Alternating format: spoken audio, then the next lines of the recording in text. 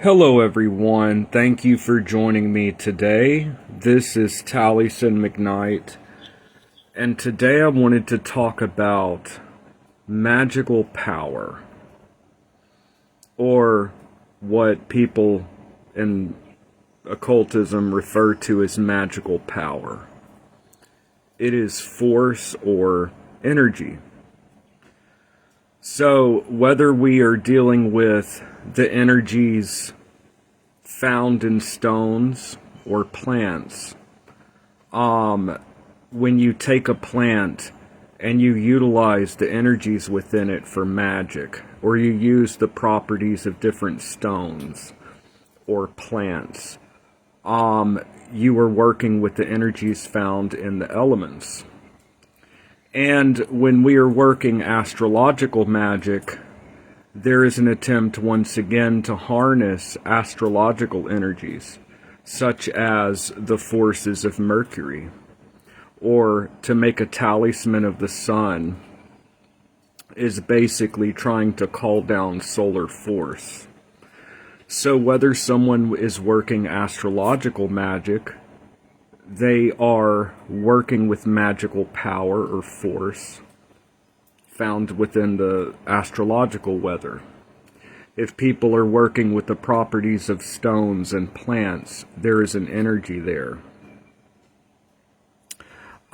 So if we go back to the earliest roots of magic and of religion, we see in the earliest recorded interactions with humans with non-physical entities, gods, powers of nature, there was often an idea of exchange or sacrifice or offering. I absolutely do not support animal sacrifice. It's not something that I'm interested in the least. But it's found in Egyptian religion. It's found in the practices of the ancient Celts. It's found in cultures around the world, this idea of a communal meal and the expenditure of energy. Now, when we harvest plants or leave food offerings, or when we are just working with a plant, that is a plant spirit. When we harvest a plant, there is an aura, there is an energy there that we are then utilizing for something else. The powers and stones and plants, and also to use stones and plants and symbols in order to draw down, through these connections and correspondences, to try to draw down and attract higher forces. So Heinrich Cornelius Agrippa talked on magic is basically being able to connect above and below. You could sum up the doctrine of Agrippa, surprisingly for many people, if you really just think about it, in the image of Eliphas Levi's Baphomet. What Eliphas Levi has done is he's depicted something to represent universal energy, and it connects above and below. The Magician card, the very image in tarot. If tarot is indeed a set of archetypal symbols of esoteric keys to ponder on in the Western mystery tradition, if that is what tarot is, we might get a hint of what magic is by contemplating the image of the magician. In many esoteric decks, the magician holds his or her wand upward, and with the other hand points downward. The magician, you see this image of the caduceus also in Baphomet, and he connects above and below. It is animal and human. It is male and female. You see the caduceus wand there. Now, what is this working with energy or power? Whether it be the spirit of the world, the spiritus mundi of Agrippa, where he outlines that magic is the use of the anima mundi or the spiritus mundi, and being able to harness that energy. If we take that there is an astral light and a universal energy, and many contemporary occultists take it for granted as starting place, that magic is the utilization of energy. What can this tell us about our practice? Well, there is a polarity in this energy, a polarity. There is an expansion, a centrifugal force, and there is a contraction, a receptive force. You could say that there is a power that projects outward and also a power that receives, that brings inward. One way to think of light and darkness, which are very mythological and ancient imagery. Light and darkness can refer to ignorance and enlightenment.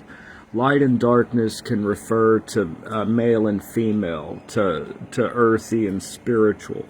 Whatever it may be, any dichotomy must be part of a whole, part of a unity. It all comes out of one force. But another way to think of light and, let's say, that type of power, it is radiating outwards.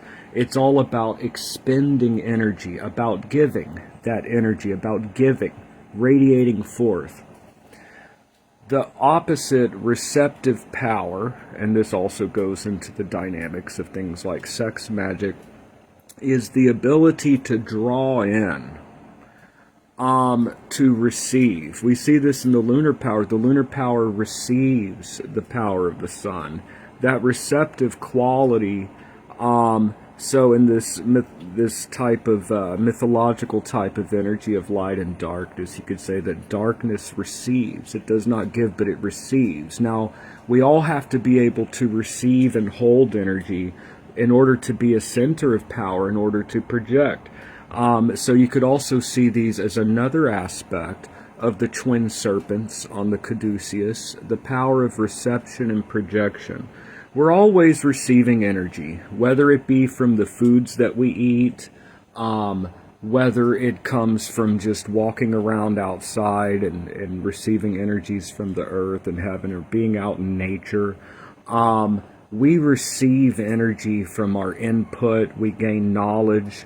You could say that everything is an exchange of energy. We work and we are employed, and we receive for that expenditure, we receive cash or money, which itself is an energy that could literally be transmuted into books or travel or what have you. So if everything is energy, information is energy. Literally, you're listening to the words that I'm saying right now. That's an exchange of energy. If we think of things in terms of this, what we are doing is we're receiving energy, and then we are transmuting it and sending it out. This is a type of alchemy.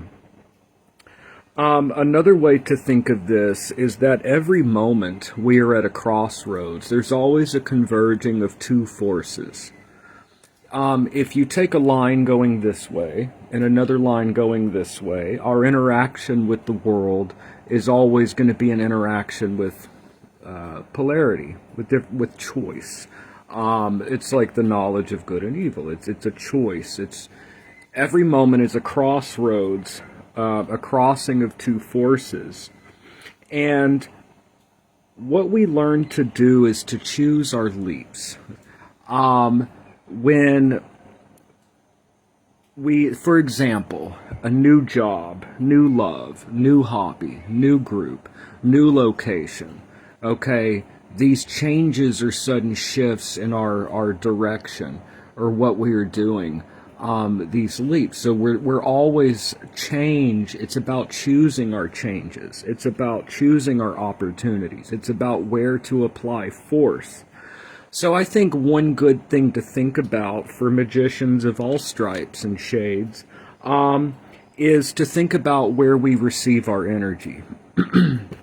Where do we get our energy? So we think about the foods that we eat. Are we eating foods that vitalize us? Clearly, life feeds on life. When we eat food, we eat fruits, we eat vegetables, we eat meat or whatever, we are literally absorbing from other organisms' life. So what are the foods that are we eating foods that vitalize us, or are we eating foods that are deficient in energy and nutrition. So that could bring down our energy levels. Too much indulgence in things like intoxicants, too much could actually densify our energy. People that drink all the time, it could, many people believe that it has a densifying effect on our energy. Smoking, things like that. Also, being overburdened by obligations can be draining. We have to pick where we place our energy. We can't be around people that drain us. We can't let people drain our energy. So by overindulgence, we could also excite those forces done in a proper way. By being careful where we focus our energy. Are we around people that drain us? Or are we around people that bring life? And where we focus our mind. This is all where we put our energies.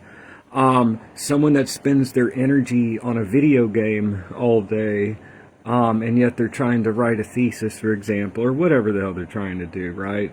They need to go work on their motorcycle or car, but they're playing video. Their energy is literally not being spent in the creative ways to kind of build the life that they want. So it's important to think about where we receive energy. Are we receiving good quality energy from our food, from where we place our attention? And it's not just about reception, but how do we apply that energy in ways that are meaningful? So this requires that we not be automatons, people operating in life on autopilot. When we work on autopilot, we don't really have something that is meaningful to channel that energy, and that makes people feel that they don't have a purpose or they feel lost. Okay, it's important to create something. It doesn't have to be some magnum opus, but to have some type of creative act, something that you're building that's important, because otherwise, the automaton lifestyle of just feed, sleep, entertainment, work, that even reading occult books or having a practice, a lot of times that can just be an autopilot. It's good to think consciously. What are we trying to create? What are we trying to build? So everything is about receiving force and then put something meaningful in what we're putting back out there. So it's interesting to think about reception of power, to look at our energy expenditures, to look at where we're receiving energy and what we are trying to create. So the Magician card, also you could think of it, the spinal column is in a sense like an antenna in the brain. We receive force. And also you have this idea, what about getting in touch with universal energy and always being empowered by power with that force? There's an idea of mastering our appetites, as Eliphas Levi says, helps us to get in tune with the currents and be able to direct the astral light. So, it's really interesting to think of things in this way, that when you take plants and stones and you do invocations or whatever you do to raise energy, coven workings, that many people, they add power, special states of consciousness help us to add power. So it's about force, but it's about applying it intelligently. It's okay to put your word out there, to manipulate the world. It's okay to use magic for prosperity and for love and to achieve the things that you want. It's okay to have some type of thing that you want to create. I think it's what we're supposed to do. We're supposed to be creative, to try to accomplish something or achieve something or something creative that expresses ourselves in the world. So, even walking in It's so fundamental. Walking into a room of people is an exchange of energy. So I think one important aspect of this is being able to shut out the noise. To look at what we're spending. Are we spending our energy on things that really bring us fulfillment? Or are we draining ourselves looking at things that depress us or make us angry? Do we have people that take too much of our energy? It's okay to cut these things off so that we have our batteries recharged so that we can do something creative. And it's also very interesting. The moment that you see yourself as a creative being, no longer just at the whims of chance or nature, the world, when you see yourself as a creative being with your own imprint of what you want out there in the world, a lot of times you see that situations and events start to line up to start to make your desires come true. It's almost like the universe itself begins to conspire in our favor. So I think it's important as magicians, as practitioners of the occult, to have just a fundamental understanding of energy. Where do we get our energy from? Where do we spend our energy? And to have at least this fundamental idea that it's okay to be a creator. It's okay to try to imprint our desires in the world. And by the way, what is it that I want? What is it that I desire? That's where self-knowledge comes in, is knowing ourselves, knowing what we want to create. So, just some thoughts on energy. Like I said, if the tarot is this great master key, then we look at the tarot, we look at the magician card, we might get a hint of what magic is. And in the Hermetic Order of the Golden Dawn derived or similar systems, the magician is also Mercury, who is the transmitter. Mercury is all about exchange. Mercury governs communication, which is the exchange of information between two people. Communication is mercurial. Language is the conveying of thoughts from one person to another. Mercury is also associated with commerce. Commerce is the exchange of goods and services for money. And Mercury was associated with travel, which is movement from one place to another. So Mercury is all about change and transformation, and also about reception and projection. So we're always creating, whether we want to or not. We can create blindly, like I said, with an automaton existence running on autopilot, more or less just being susceptible to propaganda or the media or billboards and all of these types of things and other people and forces. Or we could start to reclaim some of that power and think about, wait a minute, I want to create something. I want to build. And having that idea. So we're always creating anyways. It's about, this is where awakening, awake doesn't mean escaping reality. It means our eyes being open, like seeing the truth. This is the connection between awakening and empowerment. So by our eyes being awake, we start to become more of a creative force. And again, it's all about energy from this perspective. And whether you're working with stones or plants or burning incenses or lighting candles or doing invocations, it is working with an energetic force. So just a quick video for y'all today, and much more on the way. I really appreciate y'all for watching my videos, and I guess I'll see y'all in the next video.